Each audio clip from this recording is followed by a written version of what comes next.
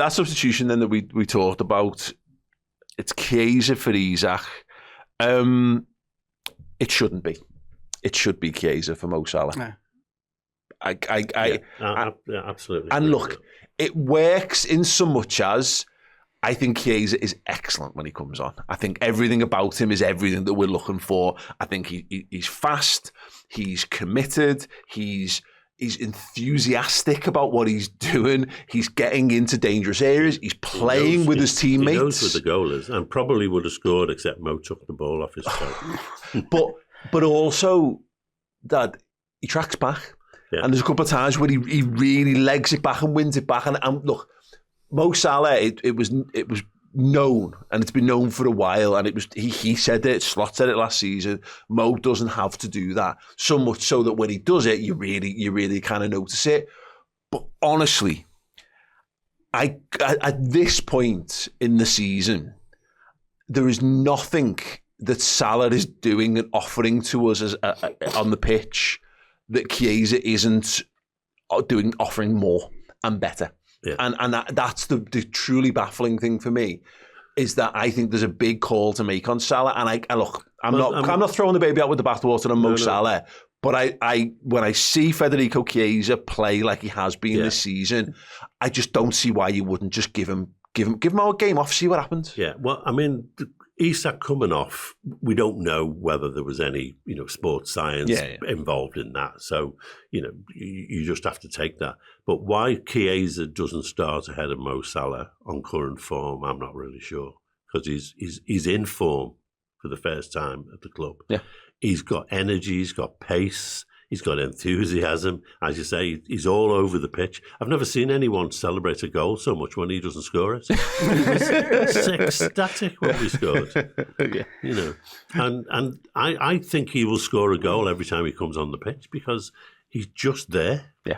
If he doesn't score the goal, he's going to be heavily involved in it, isn't he? He's always involved in everything good when he comes on the pitch. He certainly deserves a start on current form.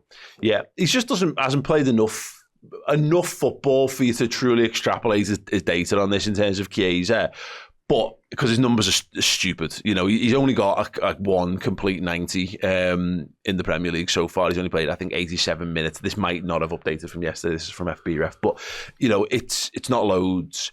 He's managed to score a couple of goals and get an assist in that time. He's having positive contributions on football games. Has he got 90 minutes? I've got no idea. But he's a different player now than he was last year, particularly early on last year. You can see he's got far more pace. He looks fit, and he looks like he's got his ability back. His ability to go either way, take a defender out and go past him. He's got the pace enough to go away.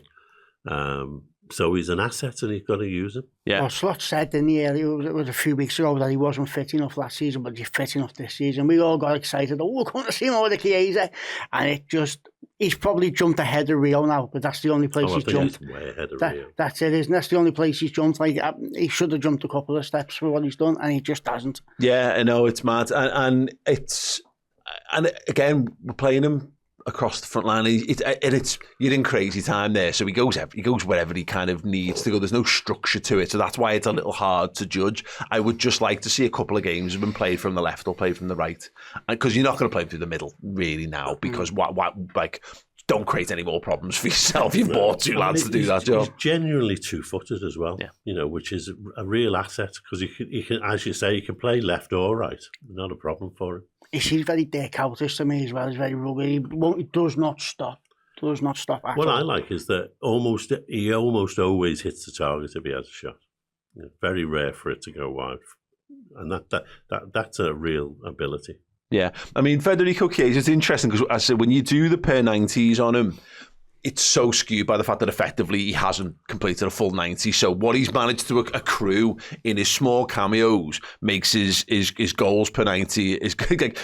Chiesa's goals per 90 is technically 2.07, which is like 2 goals a game, which is not right.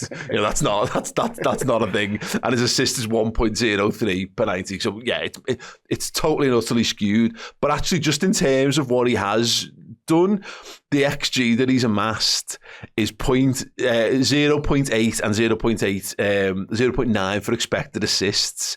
The only people who've, like, in terms of XG, who's better than that, Isak, Wirtz, Szoboszlai, Ekitike, Salah, Gakpo. So obviously the players in his position, but they've all played significantly more football than he has. And so, yeah, I don't know about all these XGs and all the rest of it, whatever it is.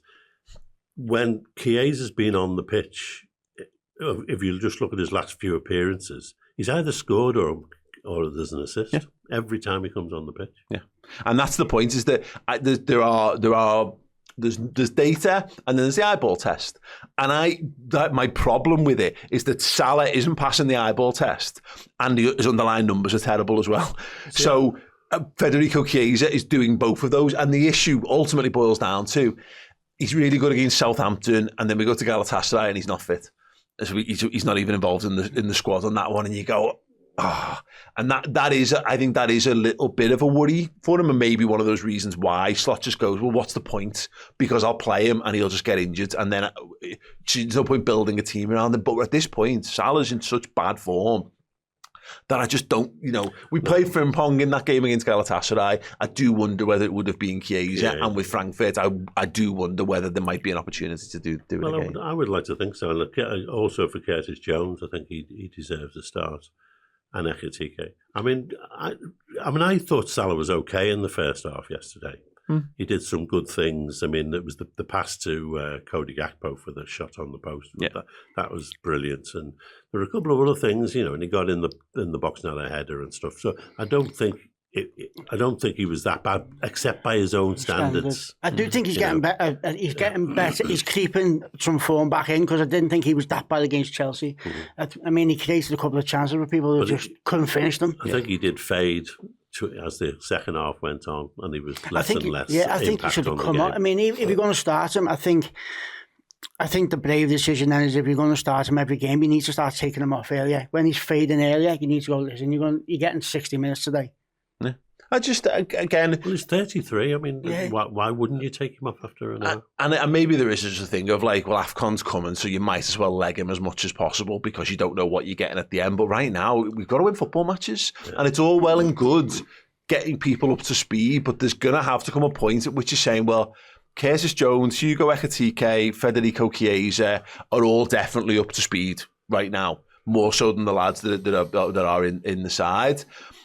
And what we can't know is the long-term strategy. We're looking at a very small, relatively sample size. It's getting bigger by the week, of course, but you can't know what the overriding aim is with this one. Is to make sure we've got legs left in the final month of the season. If so, maybe this will all bear dividends. But the problem is that you might be so far out of it by that point that it doesn't matter. Already three defeats. You really can only have 2 defeats in the next 30 games if you want to be in the shout for the title. Yeah. So you're starting to put all your eggs in the basket of the Champions League, but it's a pretty small basket.